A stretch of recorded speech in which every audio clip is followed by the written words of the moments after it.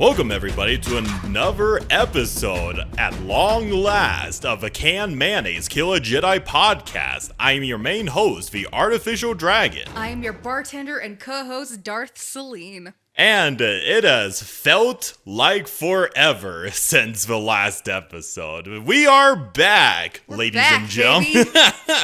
Yeah, I do apologize. It's not your fault. Well, yeah, it's not my fault at all, but I apologize for the massive gap in between episodes. My computer decided to take a little shit on itself, so it's been in 2 different repair shops for 6 weeks. Yep, the tech priest. Yeah, the tech priest of Mars, or more accurately, which is very appropriate for this episode. More specifically, the machine spirit of my computer decided to give me the middle finger because I diddled it the wrong way. Yep.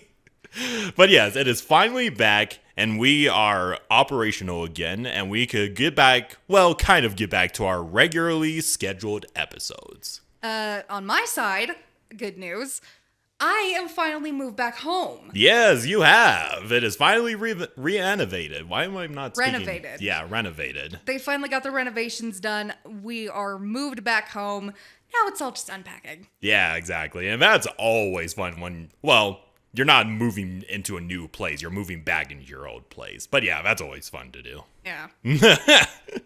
But yes, let's see, a couple... yeah, this is our 1K subscriber episode, everybody. This was one that was selected from our Patreons. We'll get into the topic of what we'll be talking about if it wasn't obvious from the title of this episode. But anyway, a lot of new things have happened. It's been a good while, so apologies if I stumble a little bit here and there.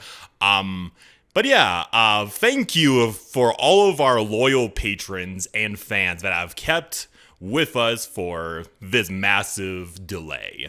I appreciate every single one of you that watches our content, despite despite us being out of commission for like 6 weeks. But it's not that too big of a gap. We were out for a month. Yeah, we've been out for a month. For most YouTubers, they're like out of commission for a year and then they come back out of nowhere. Or if you go Salmonella's route, 8 years. That is very true. That's nothing compared to those guys. But as always, I love our lovely community for always being patient with us, and I thank you everybody at the bottom of my heart for always sticking with us. Yeah. This past weekend would have been the weekend that we went to Legends Con, but unfortunately it got canceled. Yeah, and unfortunately got canceled due to not enough people buying it and a bunch of drama behind the scenes. A whole lot of drama, but mainly because they didn't get the word out enough. So, yeah. Unofficially not official, next year, if they're going to do it, definitely buy tickets for Legends Con. Yeah. We're going to be there, no matter what. No matter what, we will absolutely go to the next Legends Con. We will support them and meet all of our fellow Legend Star Wars fans. Kind of an unofficial shout out as well. The author who made the Supernatural Encounters novel is making another limited edition book cover for it. Cool. So I'll probably throw in some pictures in this episode, maybe put in a link in the description below. But that promotion aside, time for our own self-promotion. Oh, really quick. Yep. Shout out to Heretical Hatter. Yeah, Heretical Hatter. Gave us a shout out and got us to 1K. Thank you, dude. Yeah, Heretical Hatter. He's been a good friend of the podcast for a good while. He actually, now that I'm thinking about him right now, he actually reached 2K like a couple days ago. Congrats, my dude. Yeah, congrats, dude. I wish we could catch up to you, but you deserve every subscriber that comes your way. Absolutely. Yeah. But yeah, self-promoting aside. There's more self-promotion to come. Oh yeah, absolutely. And then for our own self-promotion, as usual, we have a Patreon at patreon.com/canmail. Once again, that's patreon.com/canmail, where you could contribute to any amount, the lowest being $2 and the highest being $10. I wouldn't say any amount, because you could go to the Discord. It's open to the public for anybody. You could join, talk about general Star Wars lore, share some memes, or just have a fun time and complain about life with me and Hannah. As we always do. But yes, it's kind of going to be very late, but technically this month, which was meant for last month as a Valentine's sort of Patreon art piece. The Valentine's Day Patreon art piece. Yeah. We got Eulacaldroma with his two love interests, Alima and Sunrider.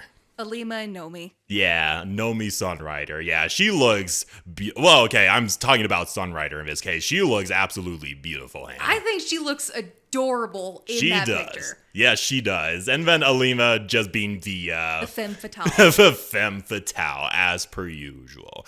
It's available for anybody that contributes to the highest amount, which is the consular. Of course, I gotta leave Sunrider behind a paywall for all of you lovely Sims to go get her. But anyway, speaking of the consulars, let me give a nice shout out to our consulars, because we got a good amount of them in the past month. We have Alan Lee, Alan Martinez. I had to think about that for a second.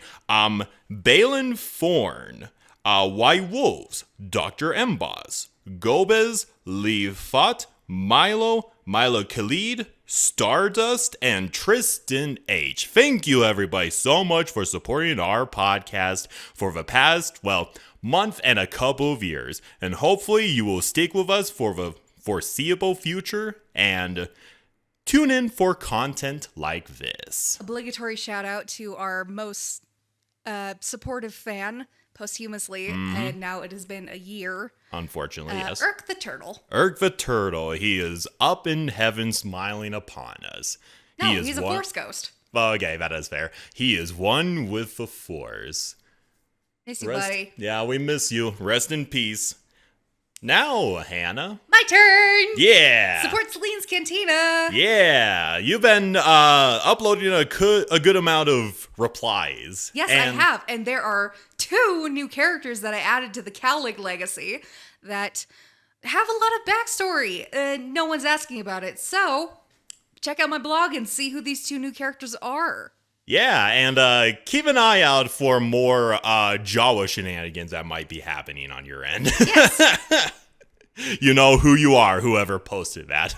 Yes. But yeah, with the obligatory thing out of self-promotion out of the way, Hannah, we have a very special 1K subscriber. It was voted for. This is our 1K subscriber episode. Yeah, this is our 1K subscriber episode. This one has been voted for by the Patreons, and through popular demand, we are going to be talking about a very famous, I wouldn't say famous, but very popular fan fiction. Today, we will be diving into the fan fiction that is Star Wars vs. Warhammer 40k. Yay! Yeah, I know. It's Warhammer, okay. To preface, I know nothing about Warhammer. That is very true. I know a good amount of our fans are always talking about, hey, maybe we should have an episode where I introduce Warhammer to you and everybody. And I'm like, yeah, I'm not going to unload that entire shitstorm on Hannah. You'll kill the Sith. Very, very true, yes. If I managed to kill you with motherfucking Waru, I'd probably kill you with one of the things in Warhammer. No, you made me have a breakdown with Waru. I still love that so much. But yeah, so more specifically, for anybody that's been living under a rock for the past 5 years at this point, This series is a YouTube series made by the YouTuber, a fan with too much time, which is a very appropriate name, by the way. He's a very chill dude. I actually reached out to him specifically for this episode, and he gave me a good amount of insight on the creation and a couple of other info, and just general permission to talk about his series. And he's very, very supportive. He's kind of slow to replying, but it's understandable. He's kind of busy on his end. We're all busy. Yeah, we are all very busy in our own way. But anyway, so this series, it's still an ongoing series. I think it's at 5 seasons right now. It's Jesus. Like the most recent episode, uploaded a couple of days ago, I believe. I know one of our fans posted it in our Discord channel, but I'm going to do a couple of snippets here and there because all I did was listen to all of the episodes of the first season just to give you a general outline. But anyway, since you don't know too much about Warhammer 40... Not too much. I know nothing. Okay, just zero. Zero about Warhammer 40k. Okay, this is going to be interesting. I'm not going to give you a complete crash course. I'm just going to bring you up to speed of what this universe is about. It's the name of the title, Warhammer 40k. The 40k in the title, it takes place in the 41st millennia. It's way into the future. Okay. It takes place in the Milky Way galaxy, and, well, let me just actually give you a nice little quote from Warhammer itself, and a good explanation of what it's about. There it is. It is the 41st millennium. For more than 100 centuries, the Emperor of mankind has set immobile on the golden throne of Earth. He is the master of mankind by the will of the gods and master of 1,000,000 worlds by the might of his inexhaustible armies. He is a rotting carcass, writhing invisibly with power from the dark age of technology. He is the carrion lord of a vast imperium of man, for whom 1,000 souls are sacrificed every day, so that he may never truly die. To be a man in such times is to be one amongst untold billions. It is to live in the cruelest and most bloody regime imaginable. These are the tales of those times. Forget the power of technology and science, for so much has already been forgotten, never to be relearned. Forget the promise of progress and understanding, for in the grimdark future there is only war. There is no peace amongst the stars, only an eternity of carnage and slaughter, and the laughter of thirsting gods. Yeah, I think that's the only basic thing I know about Warhammer is Grimdark. Yeah, it is the epitome of Grimdark. There's a saying, each faction in Warhammer 40k, there is no good guy faction in Warhammer. They're all different levels of evil. Okay. Like the Imperium of Mankind, the one that I mentioned earlier, they are the epitome of cruel dictatorship. I'm going to hell for what I just thought. I'm not going to say it aloud, but oh my god. But no, these guys, the Imperium of Mankind, they worship this guy, the Emperor of Mankind, as a literal god. Yeah, I kind of got that. Yeah. Okay, there is only one religion in the entirety of the Imperium. There's no Buddhism, there's no Christianity, even though there's semblance of Christianity in there. Yeah, I kind of got that from the Pius Day episode. Yeah, it's pretty much, imagine the Pius Dia, but added tenfold. It is way worse. It's the classic burn the heretic at the stake, but even tripled by 100.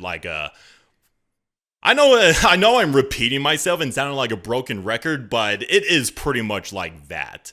Like, if you're not getting burned at the stake, you are turned into what is called a servitor, which is basically a lobotomized cybernetic robot. They have those in Star Wars? Well, okay, not in Star Wars, because in War... Decranized, or the... Okay, when you put it like that, yes, there is. But yeah, it's pretty much like widespread, because for the Imperium of Man, they see AI and robots as heretical. Because in the ancient past, the dark age of technology, they had a race of AI that, classic AI revolution. And they're like, AI bad juju. We're not going to do that. But lobotomize people, perfectly fine.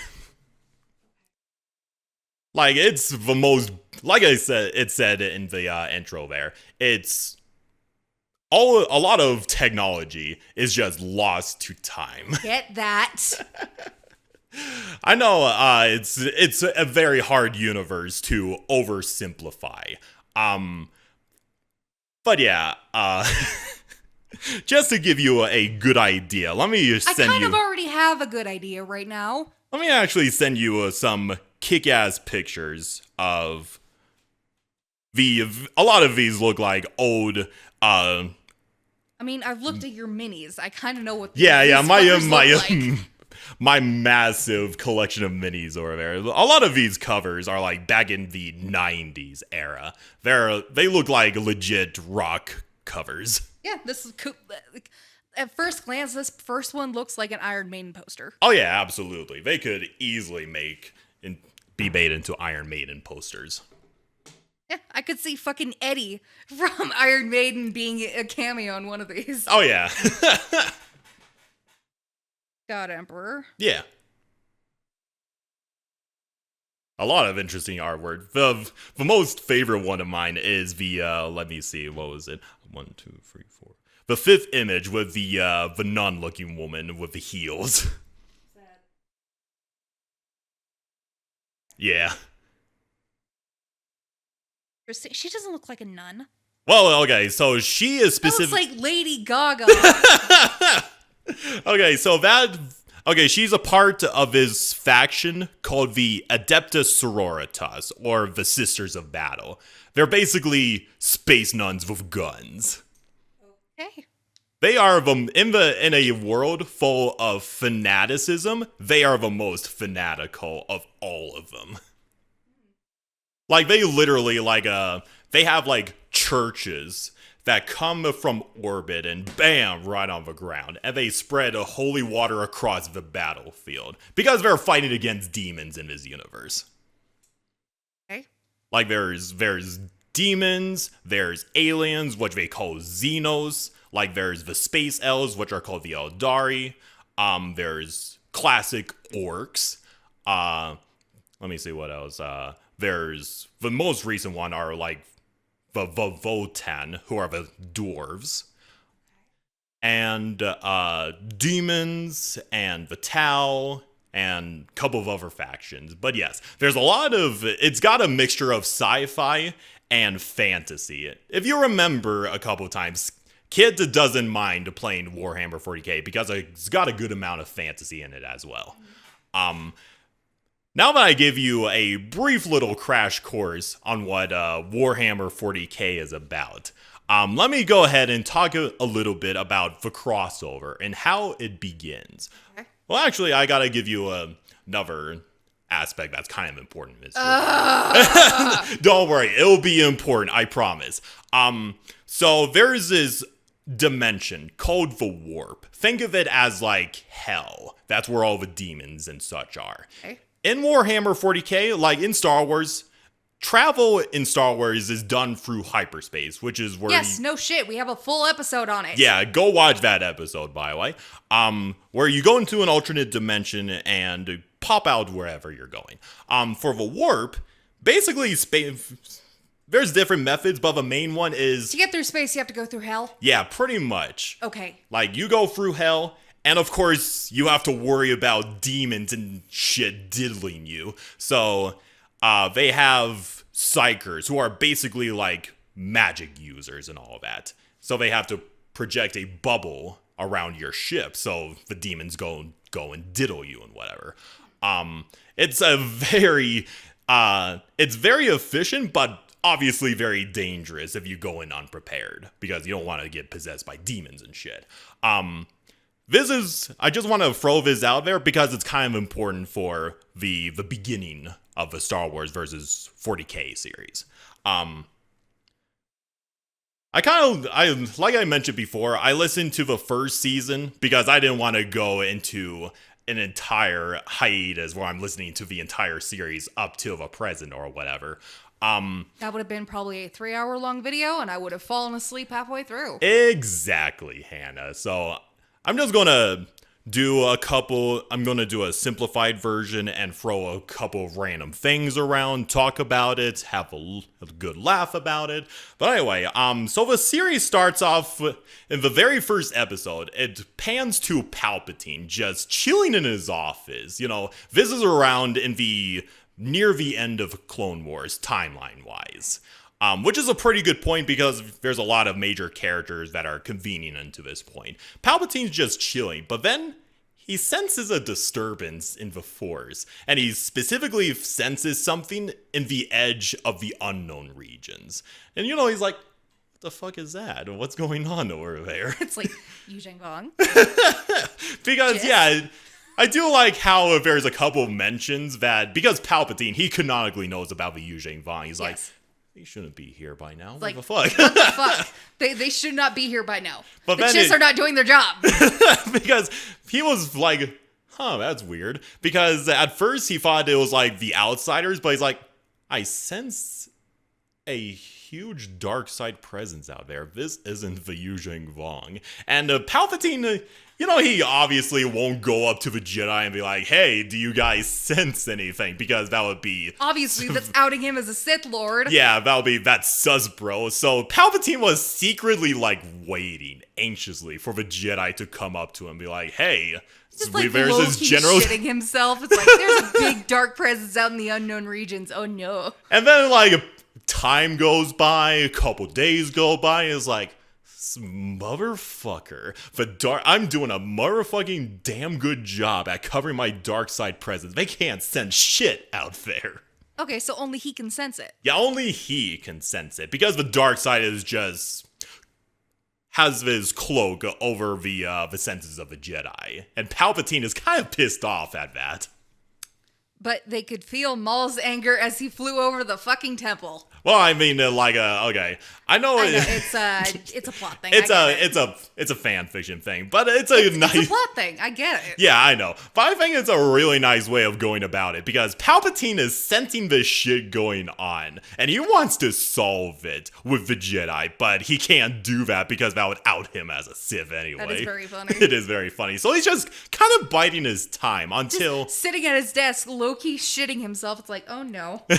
Until finally. There was I believe it was a hyperspace beacon that transmitted a disturbance back to the Republic, and then Palpatine was like, okay, cool, this is the excuse I need to send somebody out there to investigate. So he summoned this, a lot of these are original characters because, it's a fan fiction and all that. Yeah, I get that. I've had to make OCs before. Yeah, so...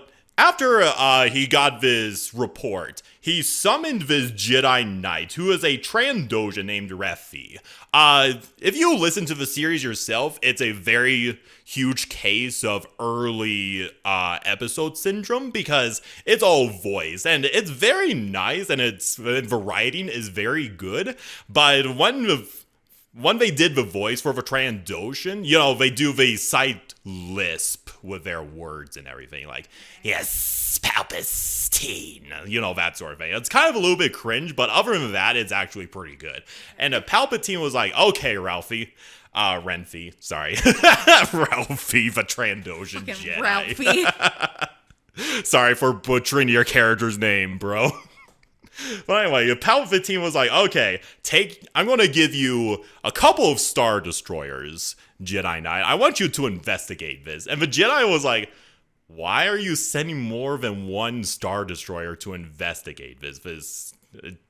shouldn't there be like a smaller task force? And Palpatine's like, oh, you never know what's going to happen out there. It's better to be safe. And I'm going to send... It's essentially, it's the unknown regions. Are you willing to take that risk? Yeah, exactly. And Palpatine's like, I'm going to send over one of my hyperspace navigation scientists to help you out with this and all that, blah, blah, blah. So they get into the Venator. They go towards, Are there any other non-original characters in this? Oh, yeah, there's going to be characters you're familiar with.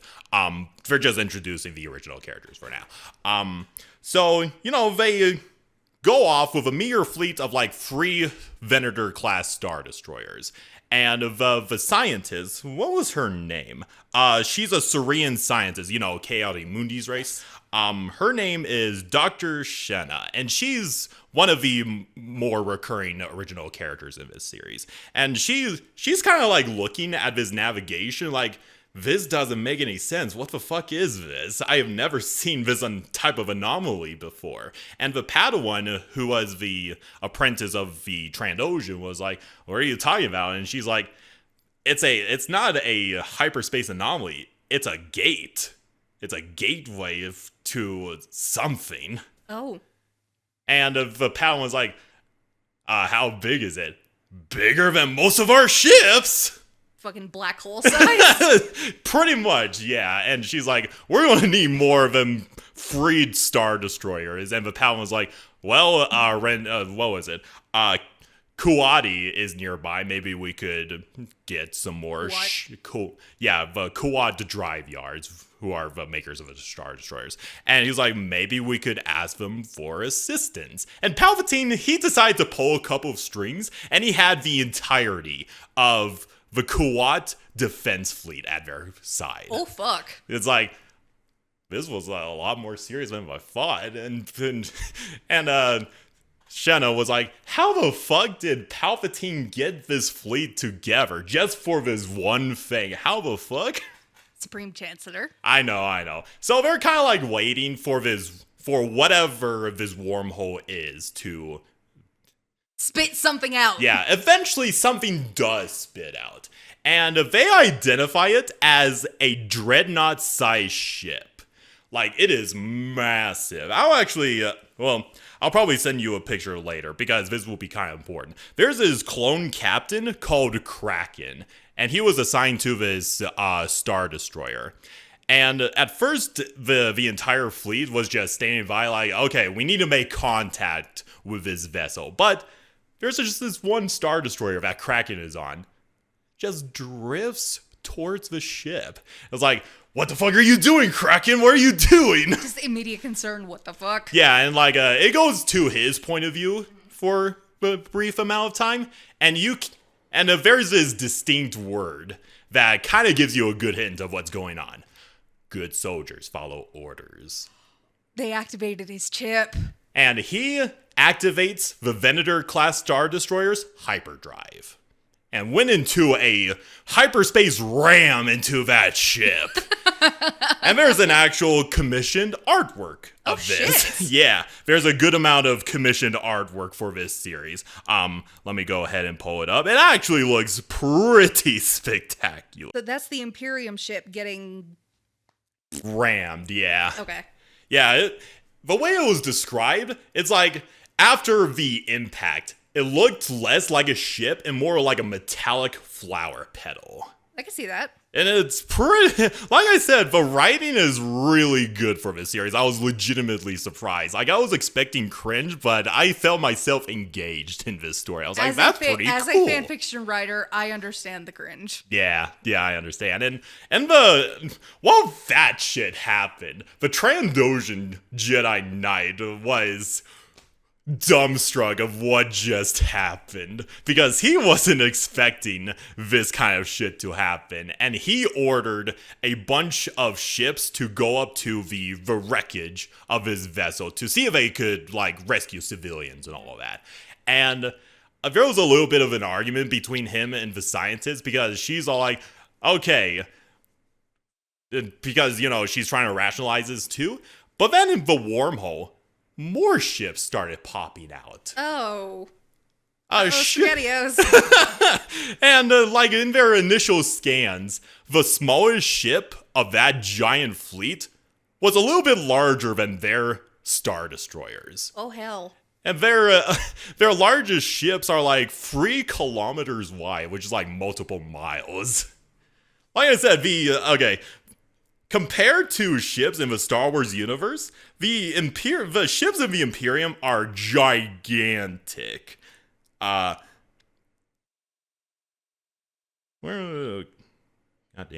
Oh, here's a cool one. This is the capital ship of that specific fleet. It looks badass. And I also do like that they give a little bit of lore details for the hyperspace ramming, because it is outlawed by a lot of civilizations of the galaxy. Not even the Hutts want to fuck with that sort of firepower. But anyway, so like the Jedi Knight was like, okay, we need to rescue the civilians. This fleet will obviously understand that we're trying to save their people. And the scientists are like, stop thinking like a peacekeeper and think more like a military commander. We need to either engage with them now or give a fuck out of there. And the Jedi Knight was all like, are you questioning my orders, Doctor? I'm gonna put you in your timeout corner. And like, they managed to get contact with the wreckage, or what remains of a crew of a wrecked ship. And it's okay, so they got, Star Wars has Galactic Basic. Warhammer 40k's main language is High Gothic, so of course they can't speak. They can't speak. They do translate the language, and basically it's a transmission from the ship's commander, who's all like, death to the Xenos in the name of a god emperor, and he self-destructs for the rest of the ship. Oh, fuck. Destroying all of the crew, the passengers, and all the rescue vessels that came to get them. Oof. So yeah, very good first impressions between both sides of the universe. Yeah, any normal person standing on the ship on the Star Wars side is just like, what the fuck? Because you gotta keep this in mind with what you know about Warhammer thus far. Star Wars, relatively normal. A lot of bureaucratic bullshit, but relatively normal. The people from Warhammer 40k this just went from 0 to 1,000 real fucking quick. Pretty much. You're dealing with a lot of religious fanatics, and you know what kind of people those are. And they are also highly xenophobic. Well, no shit. Death to the Xenos, death to the heretics. Yeah, death to Xenos, literally xenophobic. Yep. And the fight for the system, which is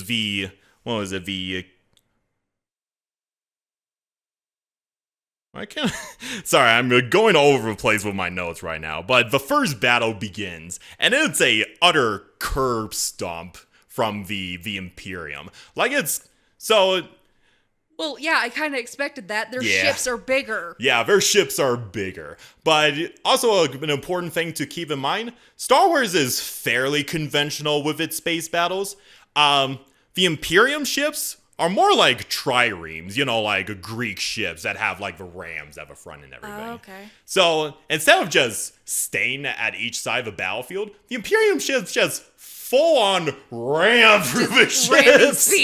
Ramming speed, just bam! And they also have broadsides, so they go in and just fire their guns at each side, decimating the Republic ships. Oof. Fortunately, it kind of jumps over to another original character who was commanding the Star Destroyers that were surrounding the larger ship. By the way, it wasn't found out until later, but that ship was a civilian ship. Oh. It was massive, and they pretty much hyperspace rammed a civilian ship, killing a bunch of innocent people. And it exploded anyway, so... Yeah, that is very true. It didn't matter if there were civvies on there or not. Yeah. So it goes to this clone commander who's named Spike. He is pretty much like a stand-in for your veteran clone trooper. Like, he's not impressed with power. He's seen the wars that the Clone Wars has to offer, that sort of thing. But even he was legitimately disturbed by how powerful these outsider ships are. They're just ramming. And this clone commander, everybody else was getting curb stomped, but he came up with a pretty cool plan where he used the tractor beams to maneuver the debris of the exploded ship as like a shield. That's smart. It is very smart, and he was one of the few survivors of his battle. Jumping back to the scientists and everything, she has a couple of other colleagues that are talking, and they get pictures of these ships, and they're like talking amongst each other. And then eventually one was all like, hang on a fucking minute. These ships, they have a lot of religious significance. They have angels. They're back. What do you mean? The Pious Dia? Oh, shit. That's funny. They're just like, oh, no. Religious symbolism, xenophobia coming from the unknown regions. Oh, no, they're back. Yeah, so, okay, first impression is, oh, fuck, it's the Pious Dia. Yeah, pretty much. Which I think is actually kind of... I like that. Yeah, it's a nice little... what's the word I'm looking for? Tie-in? It's a nice little tie-in, yeah. So they're just assuming these outsiders are now the... Yeah, they immediately think, oh, no. Oh, no! We are fucked! And like... Especially because harking back to the Pious Day episode, that was fucking weird. Oh, yeah, absolutely. And imagine, in the time of right before the Empire rises, yeah, you're just a normal Joe Schmo, and you're just like, oh! Oh, yeah, I gotta show you, I know I'm throwing in a lot of pictures here and there because the creator was very, very generous with this. Mm-hmm. So I gotta throw them in whenever I can. This is one depiction of the space battle depicted in the fan art, if I could. So anyway, so fleet battle is happening.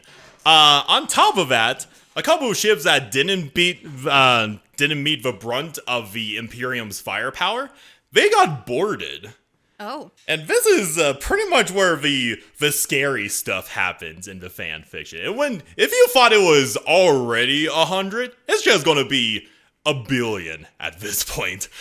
Because it goes from the point of view of Dr. Shana. And like there's like blaring in the background. They're like, we gotta evacuate. We've been boarded by who? We don't know. We gotta run. Yeah.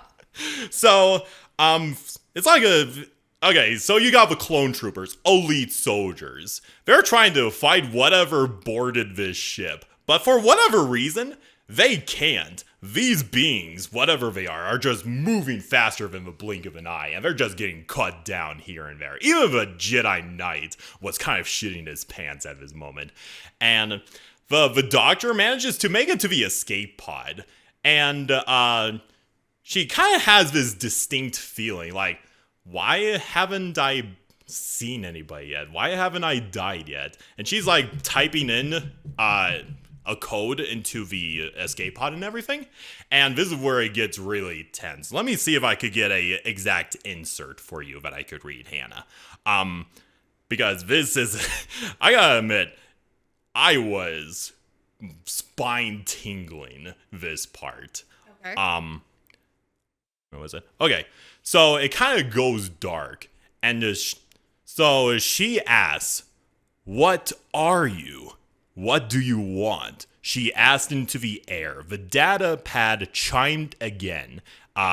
Then, using her own voice, it repeated the sentence in the outsider language. She listened, holding her breath, her ears working like they never worked before. And it, whatever it was, answered. Its voice was deep, mechanical, but not born of a machine.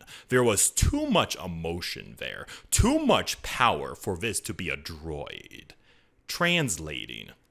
When it spoke a moment later, it did so as it did with her, and it used the outsider's own voice to speak the translation. I am an angel of death, and I have come to render judgment. At that enunciation of its last word, the ship's power finally failed, everything becoming black for a few heart-rending seconds before the emergency lighting kicked in. Red stripes of hazy light overlaid everything, dyeing the room in a crimson sheen outlined in long black shadows. Slowly, deliberately, she turned around. She needed to see it, and when she did, her breath was pulled from her body. Her eyes grew wide, but not wide enough to encompass the monstrous form of the Angel of Death. It stood over 2 meters tall, and it was as broad as a fully grown Harglak. It almost resembled an archaic depiction of a knight of Zel or other such ancient warriors who donned armor and swords to set upon their enemies. But the comparison didn't do the thing justice. It was more like those ancient men had somehow looked upon this thing and had tried in vain to imitate the wonder of it, the terror of it. And that is pretty much the first ever description of one of the main factions of the 40k setting, which is the Adeptus Astartes, aka the Space Marines. Yeah, those little guys over there. Okay. Yeah. If you ever look more into 40k, the Space Marines are your poster boy faction. They are big boys, 8 feet tall, and That's a big dude. They are built like a brick. And let me see if That's not a brick. That's a brick shit house on crack. a shit house. That's not even a brick shit house. Yeah. That's a brick shit house times 100. Yeah, pretty much. But no, I just like that scene. It just went straight into horror movie territory. Yeah, that sounded like something out of Alien. Yeah, pretty much. And there we go. It's uploaded. Yes, I see it. Now, so the doctor, she was horrified at this thing, and the Space Marine was about to kill her, but fortunately the Jedi Padawan actually saved her and sent her into the escape pod. Just yeet! Just yeet! This motherfucking Space Marine, I forgot to mention earlier, has the lightsaber of the Jedi Knight. So this motherfucker killed a Jedi and is about to kill this poor Not Padawan. only a Jedi Knight, he killed a Trandoshan! Yep, it did. Fuck. So yeah, Dr. Sheena, she was just horrified at this horror show that she saw face to face, and her escape pod was grabbed.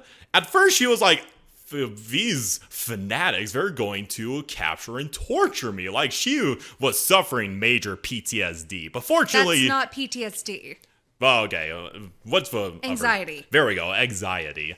Like and then, okay, so she got saved, fortunately not by the Imperium or anything like that. She got saved by Spike's Venator, and they got the fuck out of there. Okay. And at this moment, this is where we get into major Star Wars character territory. About time, fucking 45 minutes in.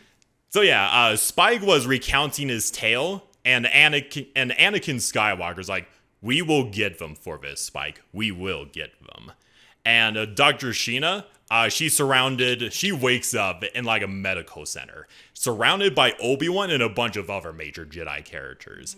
And Obi-Wan was like, "I want you to recount your experience at the battle so that we know exactly what we're up against."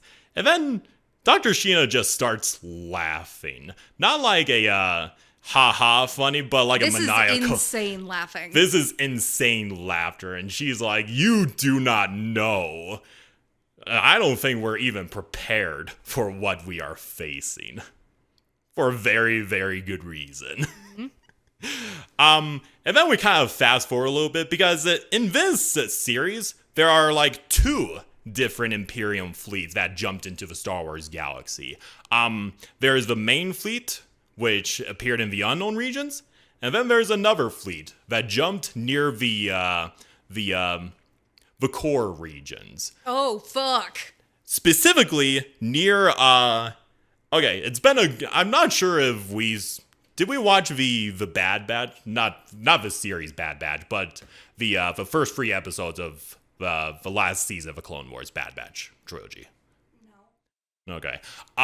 So basically this happens around the last season of A Clone Wars, where the Battle of Anaxis was happening and everything. Okay. The only part of the last season I've watched is the battle on Mandalore. That is true. That is very true. I'm probably confusing you with Kid because I remember watching that with him. So major battle, these Space Marines come in and they're like, "What the fuck? Where are we? There's a bunch of Xenos. There's a bunch of Xenos attacking a bunch of humans. We gotta defend the humans." And what were these Xenos? They're the Separatists. So they boarded. They thought fucking droids were Xenos. Well, okay. They saw the droids and they're like, heresy, mega heresy, because Just what do triggered. they hate more than aliens? They hate abominable intelligence. Or droids. Yeah, pretty much. So they boarded, you remember Admiral Trench at least. They boarded his flagship and they go in just knocking down B-1 battle droids and everything. And so there's this class of Space Marine called a Tech Marine. And, you know, they do a lot of technomancy bullshit. No, that name doesn't give anything away. There's this really intense moment where the guy literally hacks into Trench's cybernetic mind and basically rips away his knowledge and everything and just lobotomizes him. Essentially a netrunner. Pretty much. And then at that moment, Anakin was with the Bad Batch on Trench's flagship, you know, hacking shit and everything. I haven't seen that. I don't know what you're talking about, but anyway. Sorry about that. Anakin is on his way to the Trench's bridge because at this moment, he was on his way to get Trench and everything. And then he goes on board and he sees these 8-foot tall, superhuman clad soldiers. It's like, oh no. And at first they like fire with their weapons, which are like bolters, which by the way, they're automatic grenade launchers. Mm-hmm.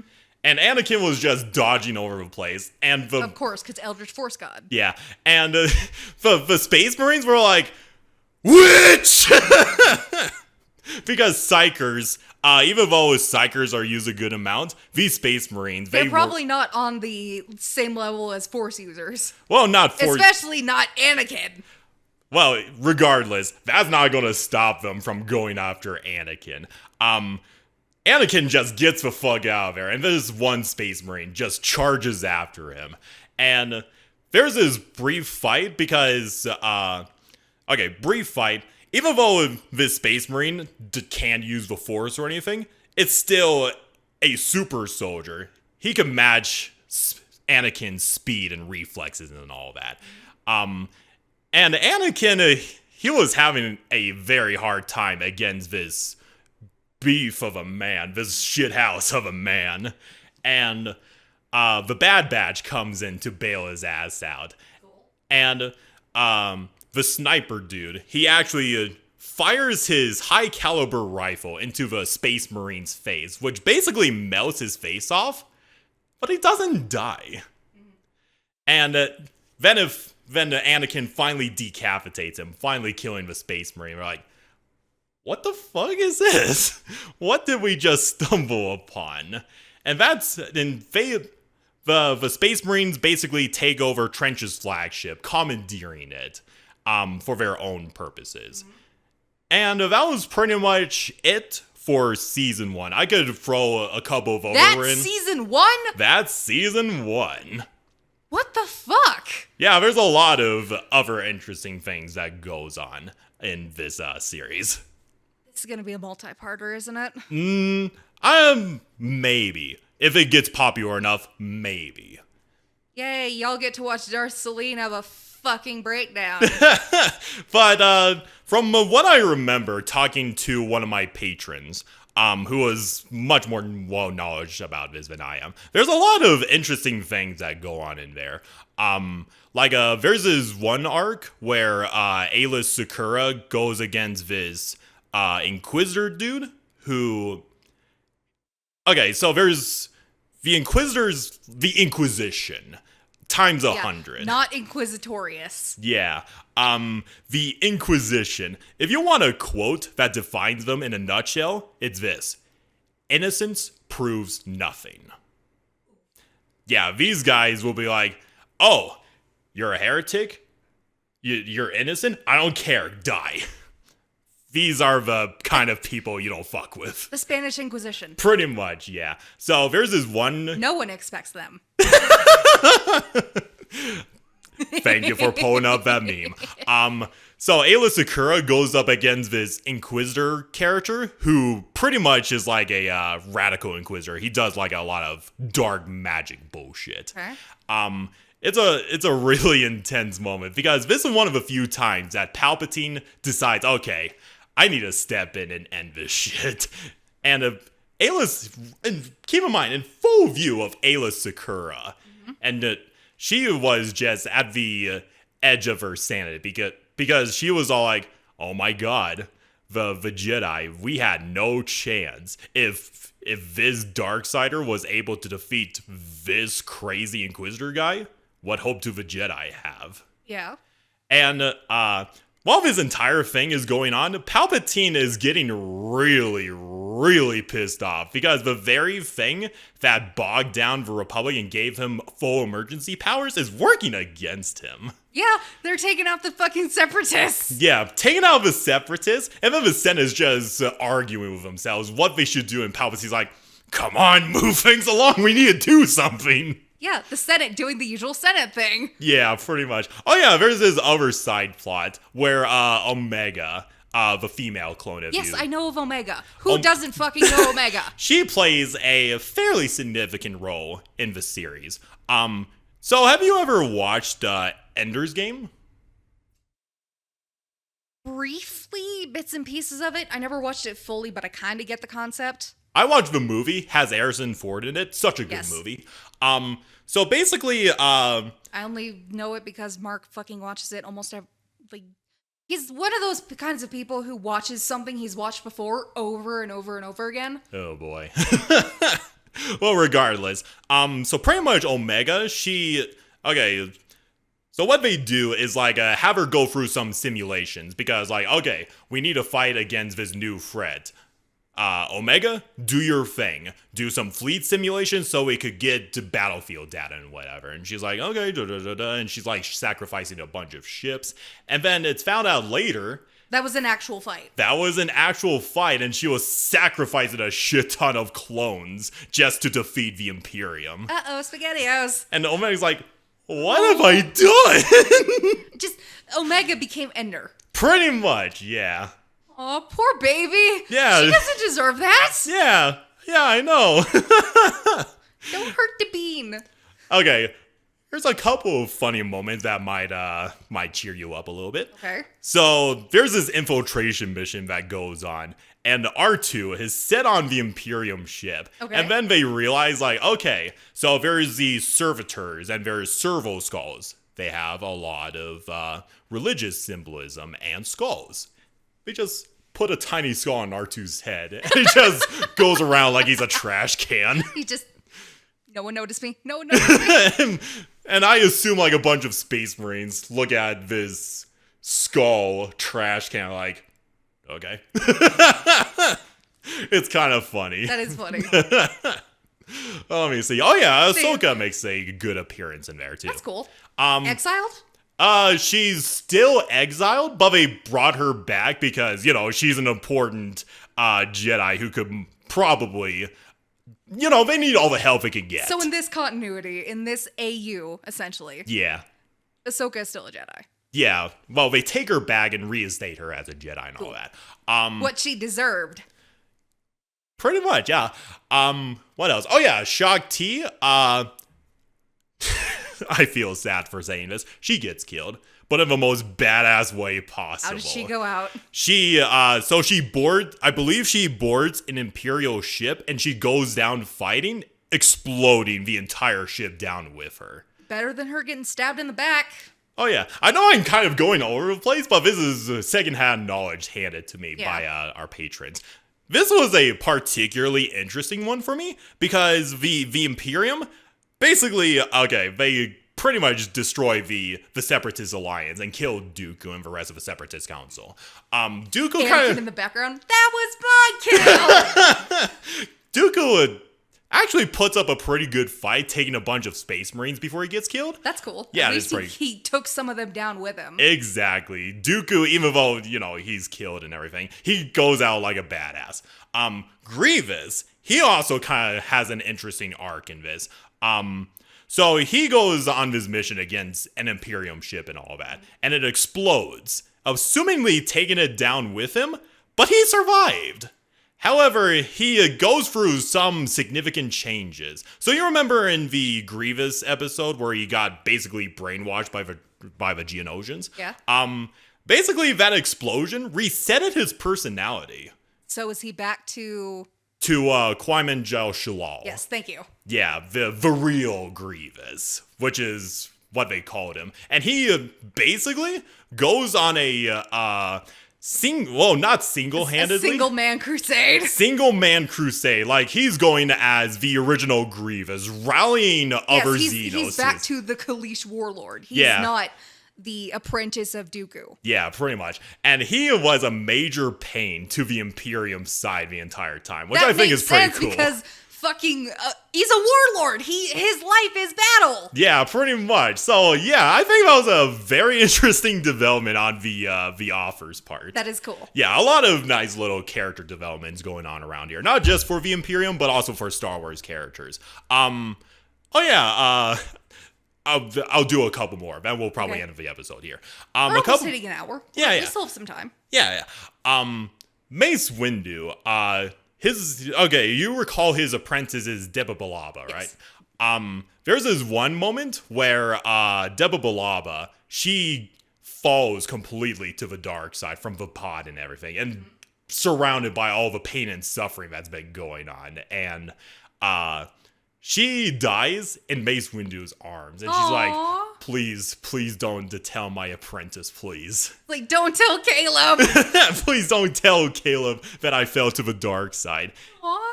And as the series goes on, Mace Windu himself slowly falls to the dark side as well. Makes sense. Yeah, like ever since the Imperium... Okay, so this is a reason why I mentioned the warp shit. When the Imperium was entering into the Star Wars galaxy, they noticed that the warp in the Star Wars galaxy was more calm than their home universe. And their Geller fields, which is the force field that repels demons and shit. They were starting to overload because they were in the 40k universe. Calm Star Wars universe, so they have to turn down the shields and everything. So like, they didn't run into any Star Weirds? No, they did not. Damn. They're like, okay, we need to turn down the shields, and at first one of the Space Marines was about to crush the tech priest's head, because he was like, you're committing heresy if you do this, and he was able to stand down. They're like, why aren't we being attacked by demons? Yeah, they're in this whole new place, and it's like, what the fuck? Yeah. Where are we? That's funny. That's very funny. It is very funny. And like, I haven't seen this Q&A myself, but the offer kind of rationalizes that the warp does exist. Okay, so the Force and the warp are essentially the same thing in the Star Wars universe. I know it's... Okay. That's wonky. It is a little bit wonky, but it kind of makes sense. I mean, I know you're not a huge 40k lore expert, but... No shit. So, the warp, as we know it in the 40k universe, is basically hell. But it wasn't always like that. It was basically the afterlife. It was just chaos that dominated the warp. But you're saying the warp and the Force are the same. Yes. That doesn't make sense to me, because the warp is hell and the Force is the Force. Well, I mean, if you also recall, there is the realm, the Never Realm of the Force and chaos of Star Wars. I know it's a little bit wonky, but there are a couple of good points that he makes. Regardless, it makes sense in this context. Okay. But, okay. As long as it makes sense in the fanfiction context, I'm not going to complain. Yeah, that's fair. It's just from the lore standpoint that I know, it's like, the fuck? I know, very, very wonky. But anyway, one more thing I'm going to see if I can remember off the top of my head. Crap. Nah. Okay. Does Obi-Wan have any decent character Oh, development? yes, he does. Good. Because even though it looks like, it sounds like if it's just all-out war, the Imperium has their own inner turmoil to deal with, and they're not really keen on fighting. They just want to find a new home to settle on, basically. And That's surprising. a little bit surprising, but just inner politics and all that. So bring in the negotiator. Yoda is a huge negotiator, along with Obi-Wan. Of course. Yeah. But of course, Palpatine's like, no, we need to kill these bastards. No, there's no negotiating. And Palpatine officer's like, that sounds like a good idea. But Arvicer is like, no, we need to kill these bastards. They're ruining my plans. Oh yeah, there's another spin-off on Tatooine of all places. Do they fucking reach Tatooine? Yeah, they do. Oh my god. It's its own other thing. Kind of for comedic value because there's Hano Onaka gets involved, a couple of other bounty hunters get involved. Oh yeah, Hano Onaka helps out the Republic by providing them asteroids. That's funny. Yeah. Oh yeah, kind of a funny / grimdark part. There's another instance where this other Star Destroyer was like, hey, that Kraken guy, he did a pretty big brain job by ramming into the Imperium ships. Let's try that again. So they do it, but it just right off of the ship.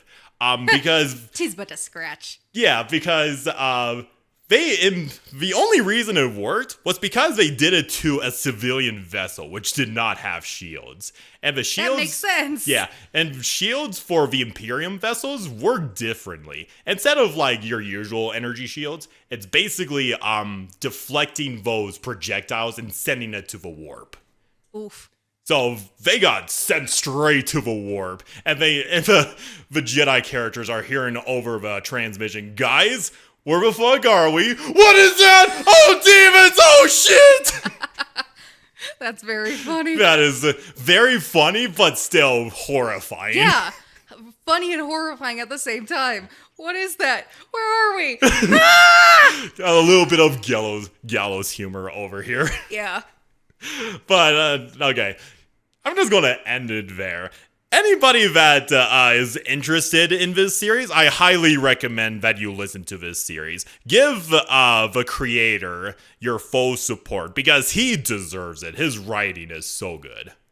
Where would one find this to listen to it? Go to the YouTube channel, A Fan with Too Much Time. Of course, I'll put it in the link in the description below. But he is a very chill dude. I've interviewed him a little bit. He's provided a lot of the artwork he's commissioned for his series. One of the questions I did ask him was like, why did you specifically take this the setting of this series specifically at the end of the Clone Wars series? He's like, well, it was because there's a lot of characters going around. There's Palpatine, there's Grievous, Dooku, Ahsoka, It's just a nice little place to write stories. Makes sense. It's a prime point in time where every prominent character in that era of the Republic is still alive. Yeah. And I was all like, why didn't you do like the Old Republic or the Imperial era? And he was like, no, this is actually a pretty good point in Star Wars. I can see why it wouldn't have worked as well. Yeah. It's just really interesting, but I understand his viewpoint at least. I can see it. Yeah. But yeah, that is our unconventional episode of Can Mayonnaise Kill a Jedi? Or in this case, how high can this grim dorkness go? Or just Celine says, what the fuck? I know I was kind of all over the place with this episode, but I hope you had fun listening to this regardless. Oh yeah, this was definitely interesting. It was very interesting. Of course, I wish I went more into the other shenanigans I've heard about, like Ahsoka.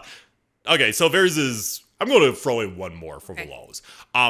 So in 40k, there are mechs. One of them is a Titan. Not a Titan, Imperial Knight, which is like a large mech. It's your stereotypical like slow moving mechs, but they have shields and everything. And the people of the Star Wars universe looked at that. They're like, none of our weapons can pierce that. What should we do?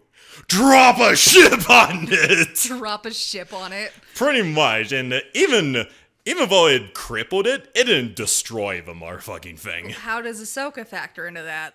Ahsoka goes into the downed Imperial Knight, and so instead of AI, there are machine spirits, and the machine spirit of the Imperial Knight acknowledges her as an abhuman. Abhumans in the 40k universe are basically mutated strains of human, like you have. So not Xenos. Not Xenos. They're like a different subspecies of human. Okay. Like we have the Ogrins, which are like big beefy dudes who are kind of dim-witted but strong as fuck. Then there's the Radlings, which are basically hobbits. Then there's Felinids, which are like cat people. I know, it's really, really silly. Tabaxis are a thing in Warhammer 40k. Holy fucking shit.